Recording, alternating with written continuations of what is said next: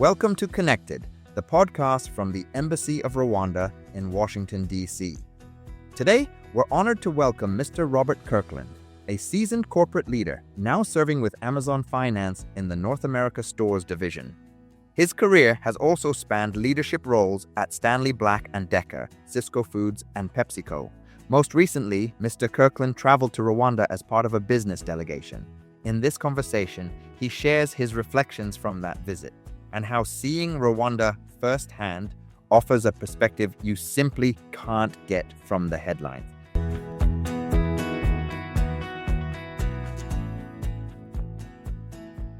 Mr. Kirkland, warm welcome. We're glad to have you with us today. Do you want to add something to the introduction I just gave? Sure. Well, again, good morning, and thank you for the opportunity to speak with you this morning.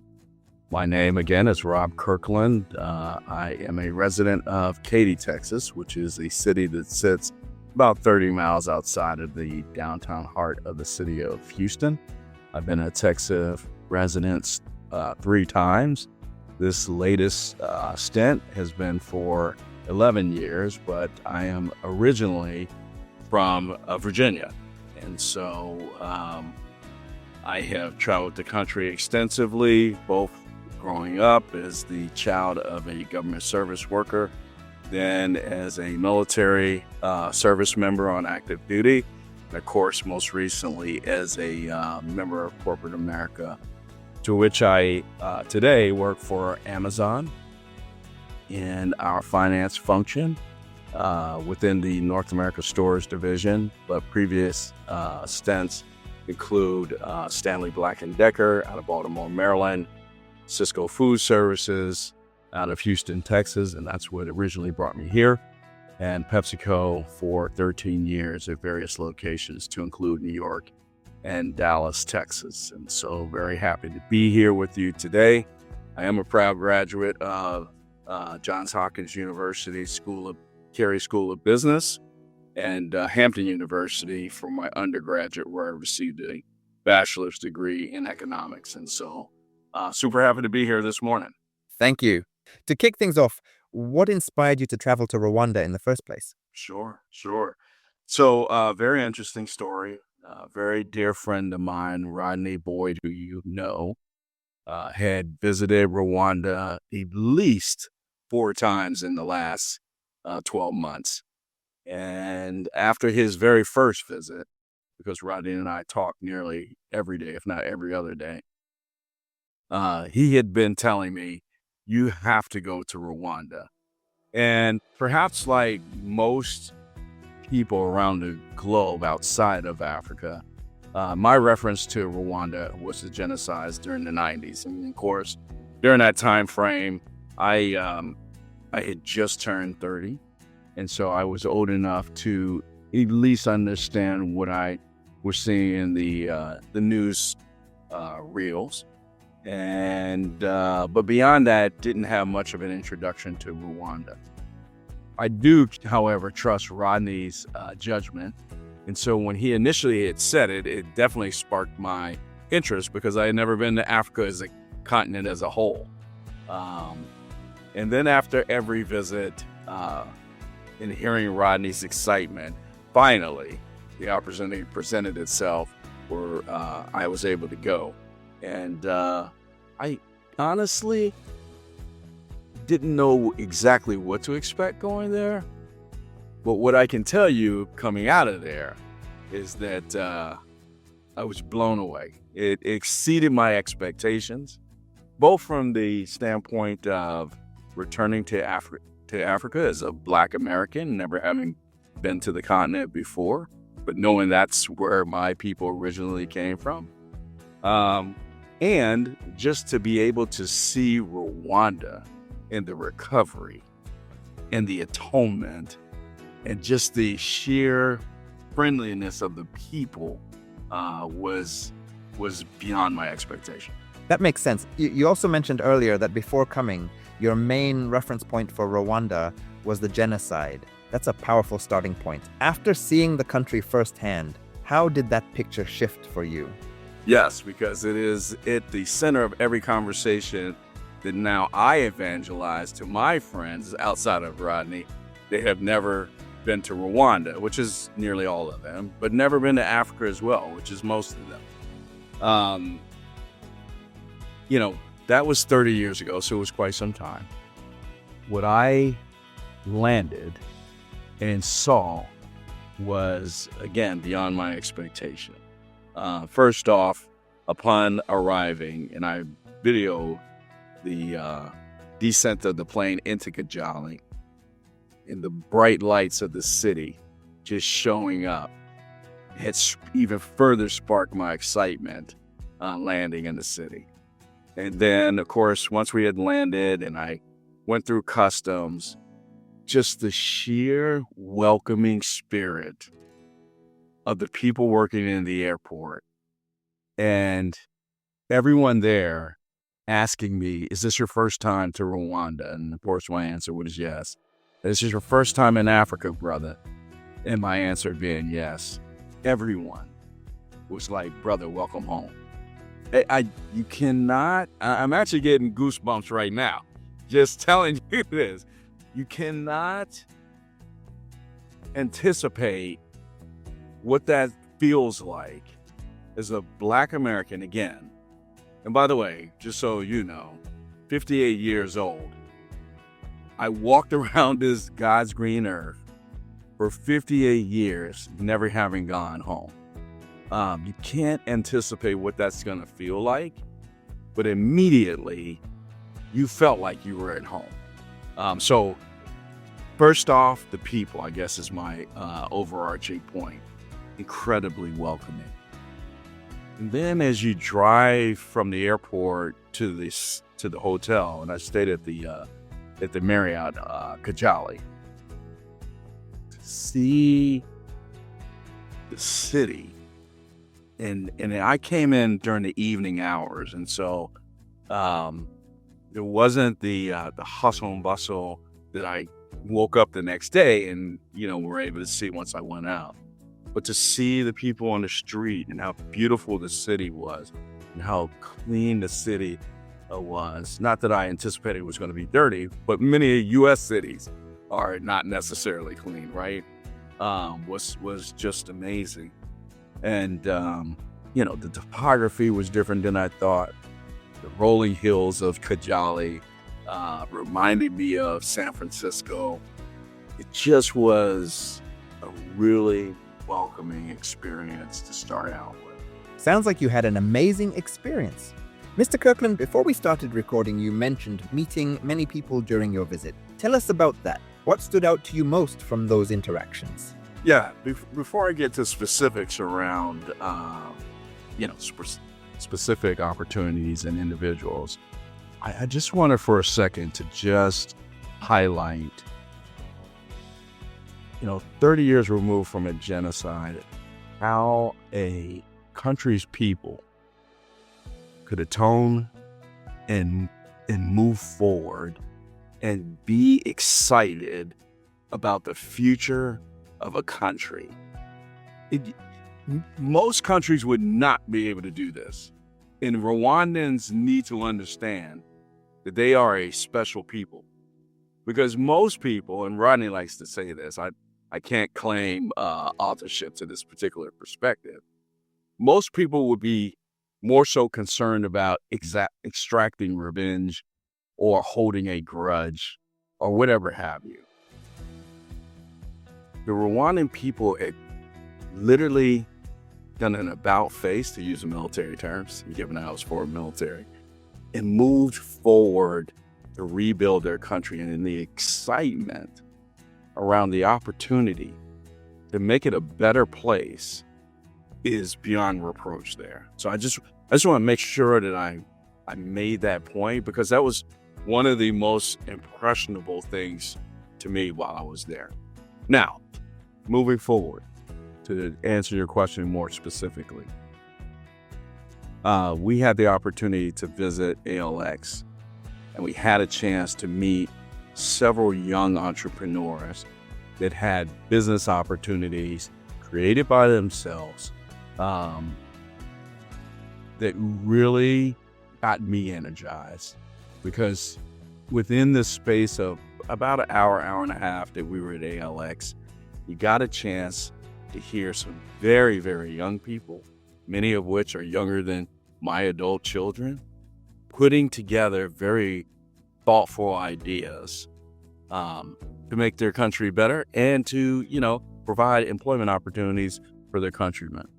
One of particular note was a young lady who, and her name escapes me, so yeah, I'll have to apologize, but who had started a courier company where travelers would carry items based on their destination across the entire continent of Africa.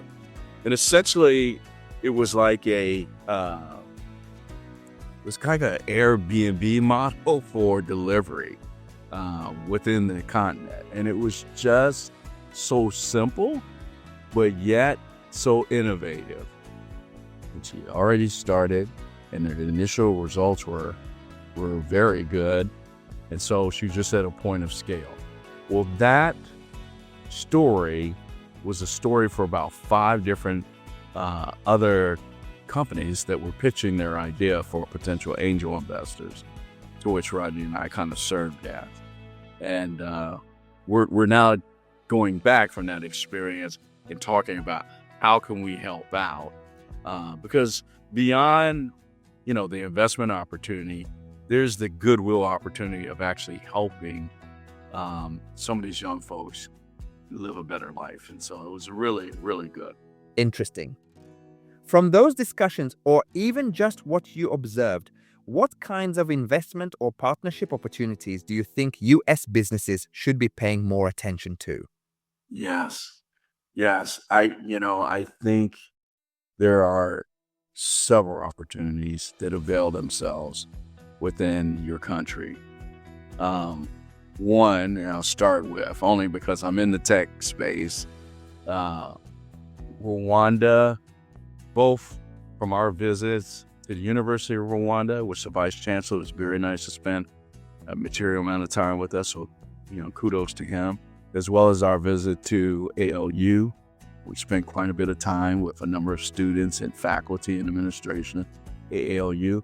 Rwanda should not be mistaken as a country who's trying to catch up as it relates to artificial intelligence or Gen AI or anything technology related. Rwanda is out front in the tech scene, and so if I were in a U.S. or international company looking to invest, that would be one sector I would immediately go to because the opportunity is there. You couple that with the fact, answering your previous question, the entrepreneurial spirit within that country, and some really special things can happen in that sector. So that's one. 2, we got an opportunity to visit a health clinic in one of the neighborhoods in Kigali. And the administrator of the health clinic, who was working in conjunction with SAN Technologies, was talking about the network that has been built across the country as it relates to healthcare. And the model is something that I think every nation probably strives for, in that every corner of the country is being brought into connection via the network to ensure that from a resource perspective, from a triage and knowledge perspective, has a link to a larger institution, a larger healthcare network in Rwanda. And so healthcare would be one. And of course, perhaps closing the answer out, obviously Rwanda, as you know, is very rich in terms of natural resource. And while I didn't get the opportunity to kind of venture my way to the countryside, certainly understand the immense opportunity as it relates to natural resource. So yet another opportunity for businesses. That's a great point. So now that you're back home and have had a little time to reflect, how has this trip influenced the way you think about Rwanda or even Africa more broadly? Yes. Can I offer professional and personal? Well, I'll start with personal. Well, let me answer your question, then I'll get to personal. So I returned about a week ago, week and a half at this particular point. I literally landed on Friday back in Houston, and on that Monday morning flew to Seattle because I had to be in Seattle for some meetings. I found time within the first day in the office in Seattle to meet with my boss, to literally ask him, what are the opportunities for me to potentially work in Africa with Amazon? And of course, he explained the kind of org structure that we have and how we're looking at Africa as a growth opportunity and what the existing opportunities may look like. But the overarching point is that just based on that one visit, I would absolutely welcome an opportunity, whether with Amazon or, another opportunity, although I do plan to retire at Amazon, to go and live there and work there and get the true immersion experience of like living there. Absolutely would be on the table for me just after one visit to Kigali. So thank you, Rwanda, for that. On a personal level, I mentioned to you a little bit earlier, I'm 58 years old. And I told my wife the only regret I had after that visit was that it took me 58 years to return home. I said, for my 19-year-old son, that will not happen. And so I'm already planning a return visit to Kigali with my wife and children because they need to experience what I experienced on that first visit. I can see how that would stay with you. So let's say another U.S. business leader comes up to you and asks, why Rwanda? What would you tell them based on your experience? Oh, absolutely. Well, first of all, ease of entry is there and is deliberate and very consciously deliberate by the government to, not present a lot of roadblocks to businesses wanting to invest in the country. We had the opportunity to spend time at the RDB, and very proudly, many of the members touted the fact that you could start a business in Rwanda in 6 hours. And come to find out, after talking to an American who set up a business in Rwanda just a month ago, that statement is very true. And so the first thing I would say to them is the ease of entry into the business world is one. It is very, very advantageous for businesses. So that's one. Number two, and perhaps Rwanda's best resource is their people. And so you have a working class of folks that are able and willing and ready to work hard in order to, do no different than you and I, which is improve the welfare of their families.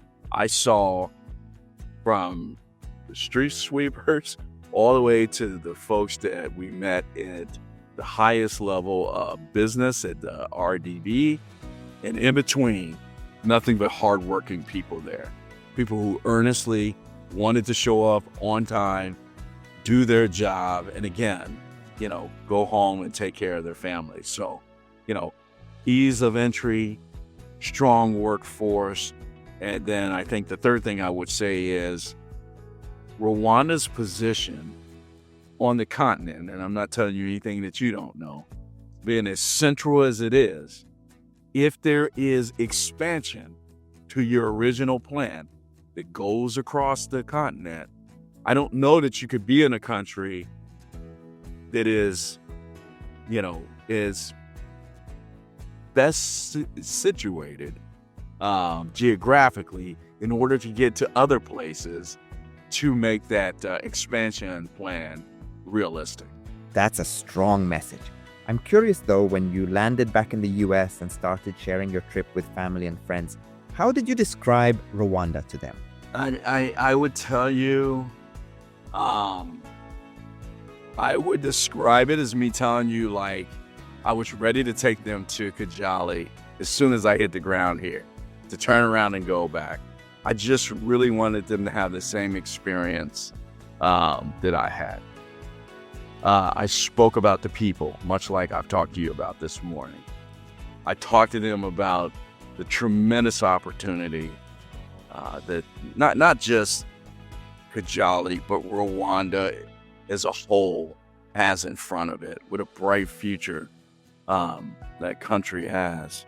But again, I go back to the point of, I just want to impress upon them how important as Blacks for us to go to Africa to form our own opinion of what our home land was really all about, how important that is. In some ways, and this might sound a little hokey, but coming back, I felt more complete as an individual than I did before. And I didn't know it before because I had never been. So before, I would have said, hey, let's go on vacation, much like we did earlier this year. Let's go to Tokyo. And so we went to Japan. Or let's go to Cabo. So we went to Mexico. Now my reference is, if we're going to go on vacation, our first consideration is Rwanda, is Ghana, is Egypt, is, potentially Cape Town, South Africa. No more will those places not be on that list. That's beautifully said. Building on your first-hand experience, how would you finish this sentence? Rwanda is a place where? Rwanda is a place where immense opportunity is available. And again, whether we were just, because Rodney and I had an opportunity to just spend time just on the streets of Kigali. What the feeling I got was, man, just the promise of tomorrow. I mean, you just cannot get past that. You cannot go there and not sense that the people have an immense amount of pride about the direction of the country. They have a tremendous amount of pride about, me coming there as my first trip to Africa. It's just a place of great opportunity, and more people should know about it. Absolutely. Now, I also thought, Rwanda is a place where you would go and have great food.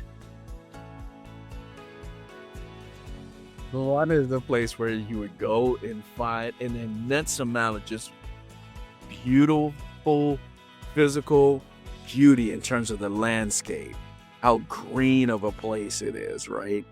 And then, of course, I also thought, excuse me, to answer this question by saying, and perhaps I will change my answer and say this: beautiful people, just beautiful, just welcoming, polite, kind, and beautiful, physically beautiful people. Yeah. So there you have it. I kind of cheated and gave you 4 answers.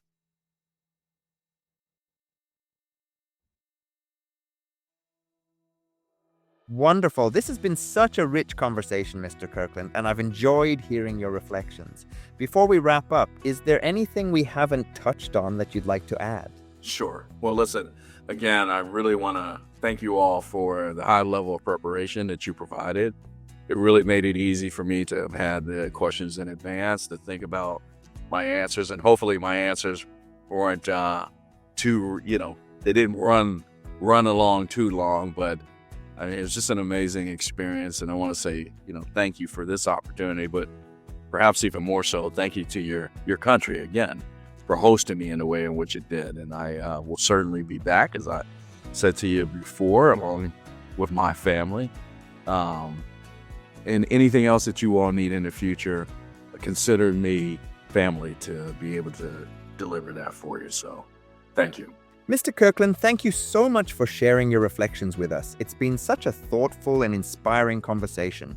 Your journey from the US to Rwanda and the perspectives you've shared today really highlight the power of first-hand experience in reshaping narratives and building new bridges.